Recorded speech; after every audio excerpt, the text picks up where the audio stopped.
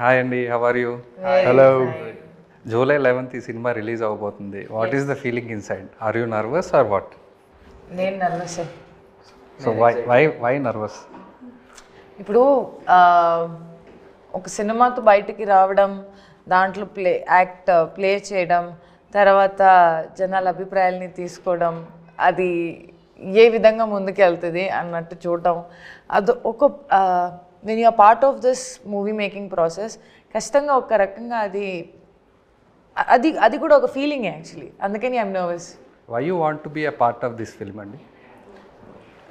అంటే నేను డే 1 నుంచి ఈ కథతో ట్రావెల్ అవుతున్నాను. అండ్ దయా నాకు ఆ కథ చెప్పేటప్పటి నుంచి I think I got involved. And Sarayu అనేది ఒక క్యారెక్టర్, హోమ్లీ క్యారెక్టర్, అందరు అమ్మాయిలు కనెక్ట్ అయ్యేలాగా ఒక కామన్ ఒక ఫీచర్ ఉండే అమ్మాయి. బట్ ఎస్, దాంట్లో కూడా నాకు నాలాగా ఉండే ఒక చను 80% me and 20% director. So I think ఈ క్యారెక్టర్ని నేను వదులుకోవాలనుకోలేదు. ఓకే, డైరెక్టర్ గారు, విర్జిన్ బాయ్స్ అనగానే ఫస్ట్ మనకి గుర్తొచ్చేది చాలా రకాల అవిగేషన్స్ ఉన్న సినిమా కావచ్చు, ఏదన్నా కావచ్చు అని అనిపిస్తుంది. కానీ ఈ సినిమా విషయానికి వస్తే నాకు ఫస్ట్ నేను అటెన్షన్ పే చేసిన మట్టికి పోస్టర్స్.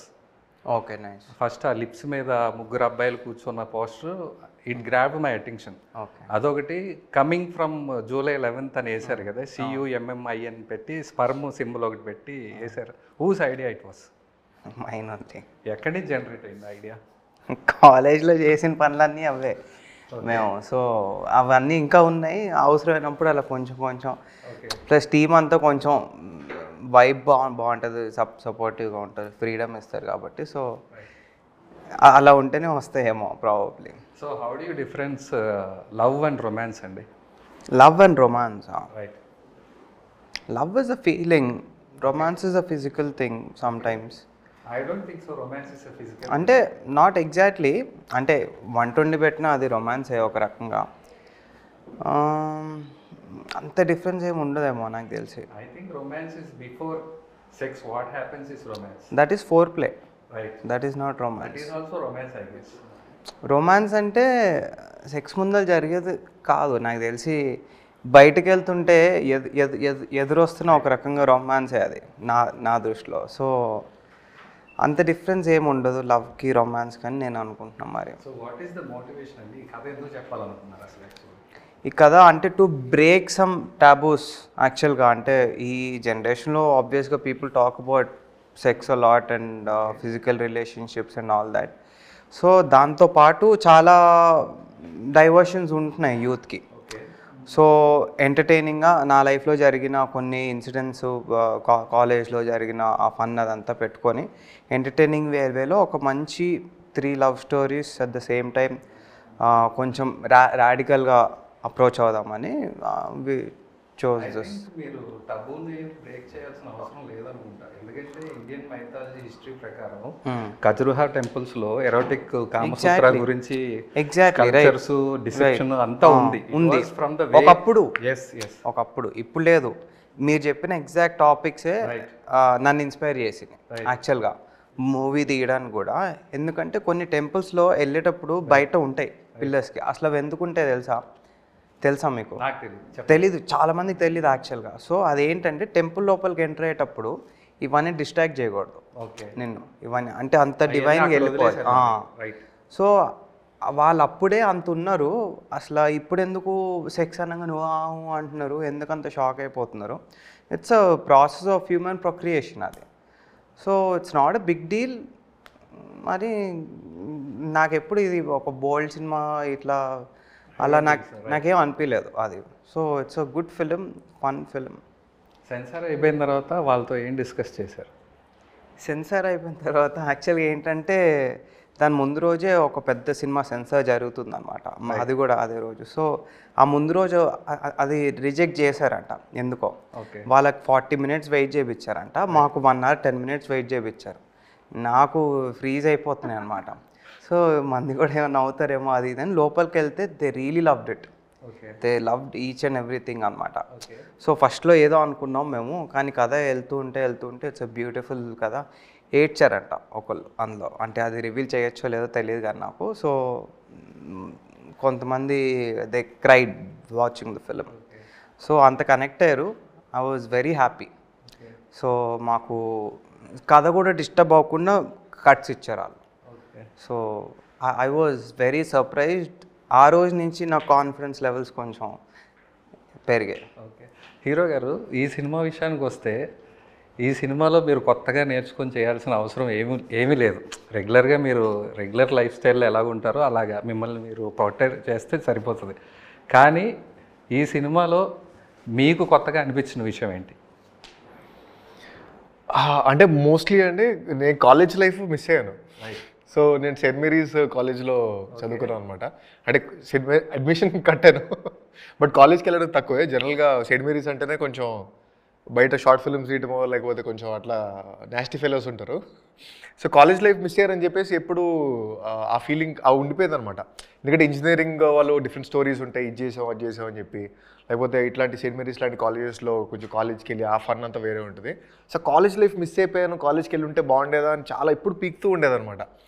సో లక్కీగా మేబీ అది గట్టిగా అనుకున్నట్టున్నా అది బాగా మిస్ అయిపోయానని అది మొత్తం అసలు ఇంటూ 5x వచ్చేసింది ఈ సినిమాలో. ఎందుకంటే అంటే ఆ ఇన్నోసెన్స్ వెళ్ళిన తర్వాత ఆ కొత్త కల్చర్కి అడాప్ట్ అవ్వడం, ఆ జరిగేదంతా తీసుకోవడం, అంటే అమ్మాయిల్ని చూడటం ఫర్ ద ఫస్ట్ టైం, ఈ అమ్మాయి బాగుంది ఆ అమ్మాయి బాగుంది అనుకోవటం, ఫ్రెండ్షిప్స్ బిల్డ్ చేసుకోవటం.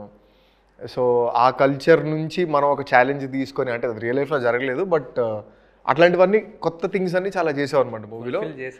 ఫుల్ఫిల్ అయిపోయింది, ఆనెస్ట్గా ఫుల్ఫిల్ అయిపోయింది. సో గేమ్ ఆన్తో సీటెజ్ థ్రిల్లర్ సినిమా ఇచ్చారు, ఇదేమో సీట్లు చింపే సినిమా ఇచ్చారు. How do you justify both the films? 100% అండి. అంటే అది కంప్లీట్లీ డిఫరెంట్ జానర్. అంటే అది మాస్ యాక్షన్ థ్రిల్లర్ కాబట్టి. ఇది వచ్చేసి అంటే దానివల్ల ఏంటంటే అది కొంచెం సీరియస్ అయిపోయింది అనమాట సినిమా. అది చూసిన తర్వాత కూడా చాలామంది అప్రిషియేట్ చేశారు, రెస్పెక్ట్ బాగా ఇచ్చారు.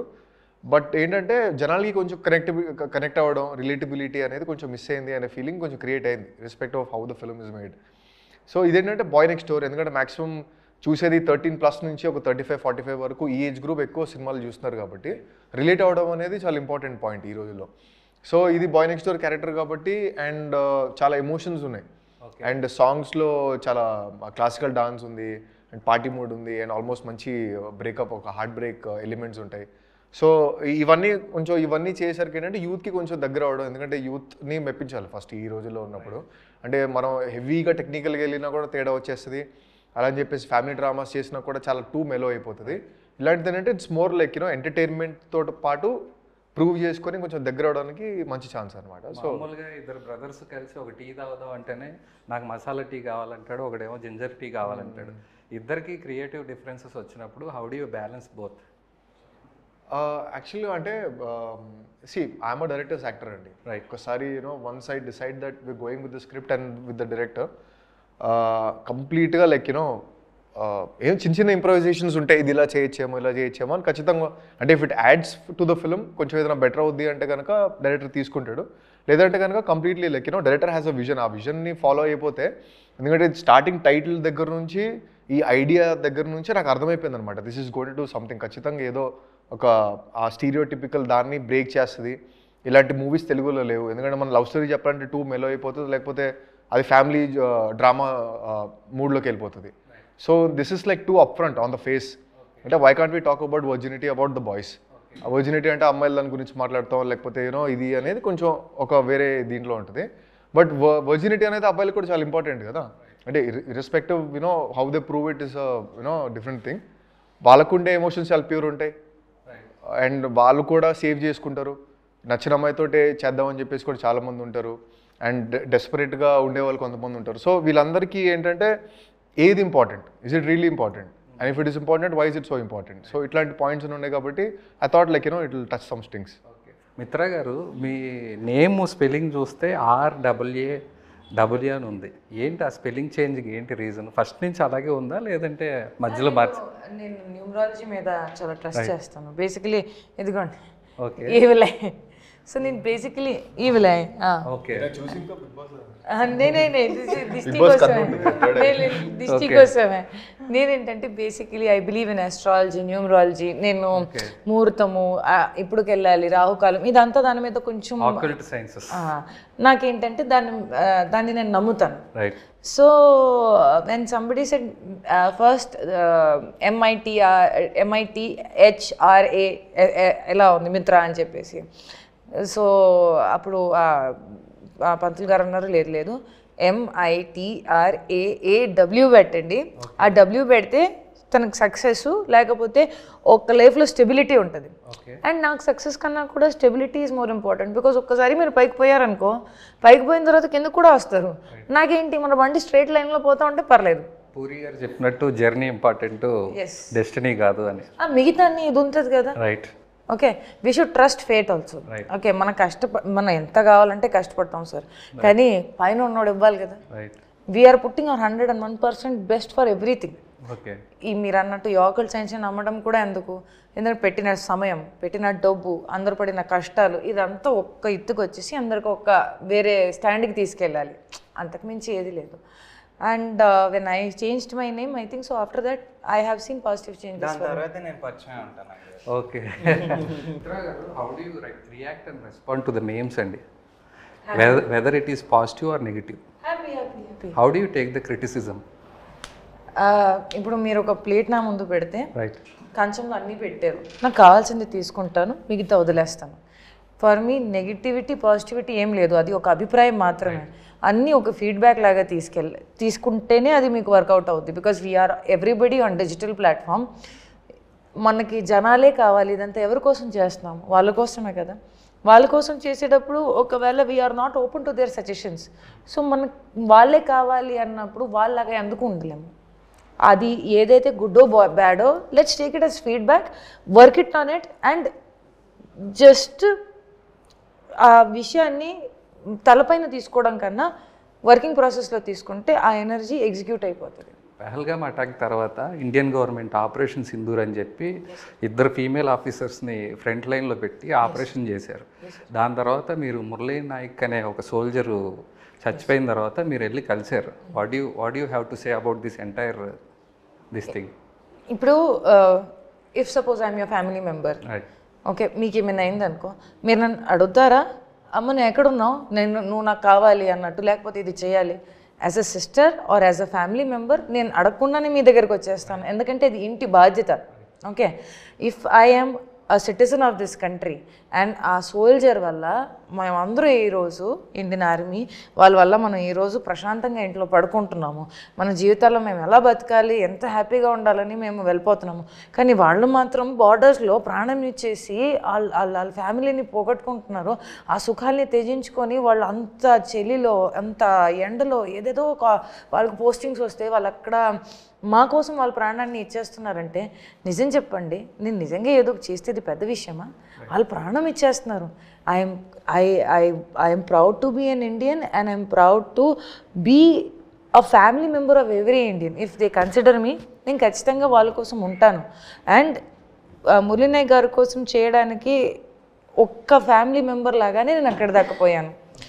So I think I just want to be very neutral about it. But మనం అర్థం చేసుకుంటే అన్ని కష్టాలు చిన్నది అయిపోతుంది. కానీ అర్థం చేసుకోవడానికి ఒక మనసు ఉంటే చాలు. మురళీ నాయక్ అనే కాదు, మొన్న పాకీజా గారు కానీ మొన్న ఈవెంట్లో ఒక అతను వచ్చినప్పుడు ఎలక్ట్రిక్ వీల్ చైర్ ఇస్తా అన్నారు. ఏంటి ఇంత సోషల్ రెస్పాన్సిబిలిటీ ఎక్కడి నుంచి బిల్డ్ అయింది మీకు? టు బి ఆనెస్ట్, ఇది ఇప్పుడు మీకు కనిపిస్తుంది. I have 2023 no betting apps కోసం నేను ఐ గేవ్, వాళ్ళు నా దగ్గరకు వచ్చారు, వచ్చేసి మాకు ఇన్ని అప్పులు ఉన్నాయి అని చెప్పేసుకొని they started. And I think ఒక అమ్మాయి ఉంది 2023 అగైన్ స్టార్టింగ్లో, ఆ అమ్మాయి ముగ్గురు అక్క చెల్లెలు, she's the brilliant child, but father హాస్పిటల్లో ఒక వార్డనే అంతే. సో వాళ్ళకి అంత డబ్బు లేదు అమ్మాయిని ఇంకా చదివించాలని చెప్పేసుకొని I took that responsibility also. And దాంతోపాటు తనకు ల్యాప్టాప్ కూడా ఇచ్చాను. ఓకే, ఏంటి ఇది మనము చేస్తే 10 మందికి తెలుస్తుంది. పీపుల్సే కాంటెంట్ మనం బయటకు చూపిస్తున్నాము. నిజం చెప్పండి, ఈరోజు మేము ఇంటికి వెళ్తే మా పక్కింట్లో ఏం జరుగుతుంది మనకు తెలుసా? ఓకే, సరే, ఇప్పుడు మన అందరి మనసులో ఏం నడుస్తుంది మనకు తెలుసా? ఓకే, ఎవరు ఏ కష్టాల్లో ఉన్నారో బహుశా వాళ్ళ మొహాన్ని చూపించుకోకుండా వాళ్ళ మనుషుల్ని పంచుకోకుండా ఒక్క ఇన్స్టాగ్రామ్ మెసేజ్ పెట్టేసి నన్ను నమ్మి అమ్మ ఇది చేయగలుగుతావా నువ్వు అంటే బహుశా నా చేతిలో అది నేను స్థాయి పరంగా సమయం పరంగా ఒకవేళ చేయగలిగితే దేవుడు ఆశీస్సులు ఉంటే you tell me am I not ఒక మానత్వానికి ఉండే బాధ్యత నేను నిర్వహించట్లేదా? I'm not saying I'm doing it. పైన ఉన్నోడు చేపిస్తాడు అందరితో, అహంకారం నాకు వద్దు. కానీ మనిషిలాగా బతికితే ఏం సంపాదించుకున్నావు అంటే నేను మనిషిని గెలుచుకున్నాను అన్నట్టు నేను చెప్పాలనుకుంటున్నాను. నా చివరి క్షణంలో నేను ఊపిరి ఆగేటప్పటికి ప్రశాంతంగా పోయానంటే ఆ రోజు నేను మనసులో అనుకుంటాను నేను ఎవరిని సంపాదించుకున్నాను, నేను మనుషుల్ని సంపాదించుకున్నాను, అంతే. Super sir. మీరు ఇందాక నుంచి చూస్తుంటే నన్ను ఏం అడగట్లేదు ఇతను అని చెప్పి చాలా అన్ఈజీగా ఫీల్ అవుతున్నారు. ఈ మొత్తం సినిమా ప్రాసెస్లో మీరు ఏం నేర్చుకున్నారు sir? What was the learning process? Every cinema, ఈ సినిమానే కాదు ప్రతి cinema is a learning process అంతే. సో ఈ సినిమాలో ఇంకొంచెం ఏం నేర్చుకున్నాను అంటే వర్క్షాప్ చేయడం. అంటే ఈ సినిమాకి పర్టికులర్గా 1 month వర్క్షాప్ చేసాం. ఆ టైంలో సినిమాలో పర్ఫామ్ చేస్తున్నప్పుడు డైలాగ్ చెప్పింది మీరేనా? సైజ్ మ్యాటర్స్ అనేది స్కేల్ చూపించి మీరేనా? ఓకే, అది కూడా వర్క్షాప్. ఓకే, అన్ని సీన్లు వర్క్షాప్ అవ్వలేదు, కొన్ని